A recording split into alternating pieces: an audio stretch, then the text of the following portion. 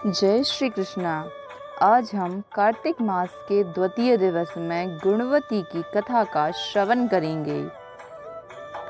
गुणवती की कथा कार्तिक मास के द्वितीय दिवस में श्रवण की जाती है।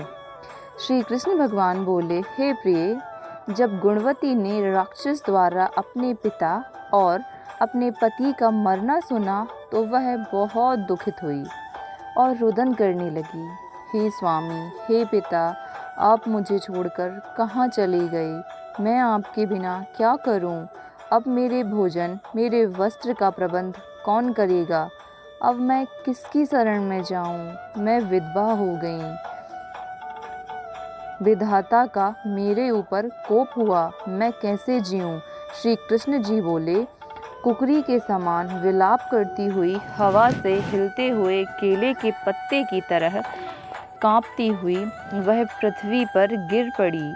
थोड़ी देर में सावधान होने पर वह पुनः विलाप करने लगी और शोक समुद्र में डूब गई। उस गुणवती ने घर की सब वस्तुएं बेच दीं, यथा विधि से पति की पारलौकिक क्रिया की और उसी नगरी में विष्णु भगवान की भक्ति में तत्पर होकर इंद्रियों को वश में करके शांति से रहने लगी और मरण तक एकादशी और कार्तिक मास के व्रत आदि करती रही।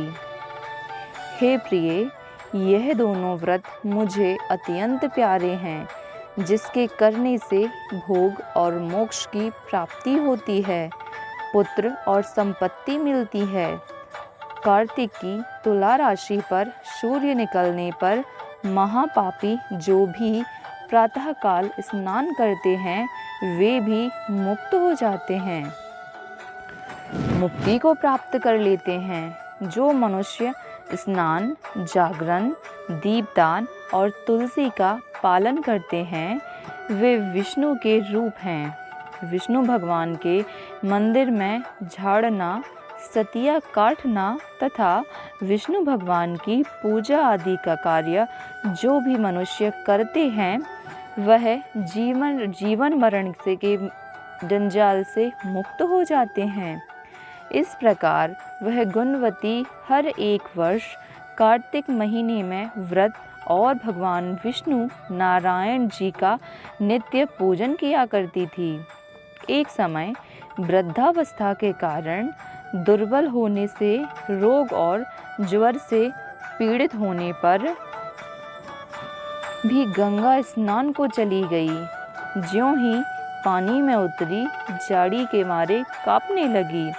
उसी समय गुणवती ने आकाश से आता हुआ विमान देखा। शंख, चक्र, गदा, पद्म आदि आयुधों को लिए हुए विष्णु के रूप धारण करने वाले पार्षद गरुण की ध्वजा वाले अप्सराओं से युक्त ऐसे विमान में बिठाकर वैकुंठ को ले गए। प्रदीप्त अग्नि के समान कीर्ति वाली गुणवती विमान में बैठी कार्तिक व्रत के प्रभाव से मेरे पास आ पहुंची। जब ब्रह्मादि देवताओं की प्रार्थना से मैं पृथ्वी पर आया तब वे गण भी मेरे साथ आए। हे भामिनी, यह सब यादव मेरे गण हैं और तुम्हारे पिता देव शर्मा भी इस जन्म में सत्राजित हुए और तुम्हारे पति चंद्र शर्मा इस जन्म में अक्रूर हैं। और हे देवी, तुम वही गुणवती हो जो कार्तिक के स्नान के प्रभाव से मेरे लिए अत्यंत प्रिय हुई हो। तुमने तो मेरे मन मंदिर के सामने तुलसी का बगीचा लगाया है, उसी से यह कल्प वृक्ष तुम्हारे आंगन में है। कार्तिक में जो पहले तुमने दीपदान किए हैं उसी फल से तुम्हारी सुंदर देह और घर में लक्ष्मी माता देवी का निवास है, जो संपूर्ण व्रतादि पति स्वरूप भगवान को अर्पण किए थे, इसलिए तुम मेरी पत्नी बनी हो। और तुमने जन्म मृत्यु तक जो कार्तिक व्रत उपवास किए हैं, इससे तुम्हारा वियोग मुझसे कदापि नहीं होगा। इसी प्रकार कार्तिक में व्रत करने वाले तुम्हारे समान मेरे प्रिय होंगे। सूत जी बोले, सत्यभामा जी अपने पूर्व जन्म का सब हाल जानकर बड़ी प्रसन्न हुई।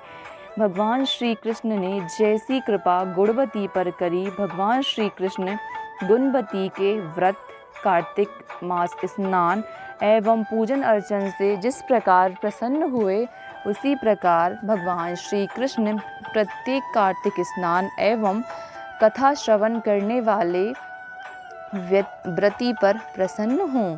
जो मनुष्य कार्तिक मास में इस कथा का श्रवण करता है, उसकी समस्त इच्छाएं पूरी हो जाती हैं, भगवान श्री कृष्ण की कृपा प्राप्त होती है। प्रभु सब पर कृपा करें।